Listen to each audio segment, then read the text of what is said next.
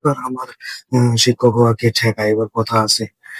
বাংলাদেশের ব্যাংকের গভর্নর হচ্ছে আহসান এইচ মনসুর।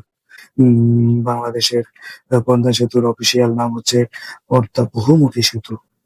পদ্মা সেতুর অবস্থান হচ্ছে মুন্সিগঞ্জের মাওয়া থেকে শরীয়তপুরের জাজিরা পর্যন্ত। আচ্ছা। উম, আহ, আচ্ছা, পদ্মা সেতুর দৈর্ঘ্য, এটা তো একেবারে কমন। পদ্মা সেতুর দৈর্ঘ্য 6.15 কিলোমিটার, 20,180 ফুট। প্রস্থ হচ্ছে 18.10 মিটার। কিরে, কি করতেছিস পদ্মা সেতু নিয়ে? পদ্মা সেতু উল্টাই দিবি নাকি? না, ওই যে শিক্ষক নিবন্ধন, খুব স্বপ্ন শিক্ষক হবো তো। ও আচ্ছা আচ্ছা, শিক্ষক হবি না? ভালো তো। এইবার ঠেকাতে পারবে না। কয়েকবার দিছি, পারি নাই।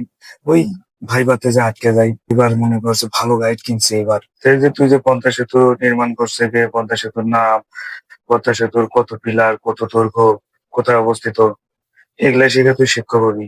এইবার আমাকে শিক্ষক হওয়া কেউ ঠেকাতে পারবে না। আচ্ছা বলতো, তুই শিক্ষক হয়ে কি শিখাবি? এগুলোই তো শিখাবি, তাই না? তাই তো, আমি যা শিখবো তাই তো শিখাবো। এটা না করে পদ্মা সেতু কিভাবে বানাতে হয়, এই সিস্টেম গুলো যদি এখানে লেখা থাকতো, তাইলে আমাদের দেশে প্রত্যেকটা শিক্ষার্থীরা এক একটা করে ট্যালেন্ট হয়ে বের হতো।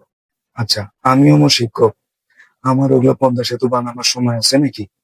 পদ্মা সেতু যার বানানোর দরকার সে বানায় গেছে, আর যার দরকার সেতু ব্রিজ বানানোর দরকার তারা বানায় নেবেন।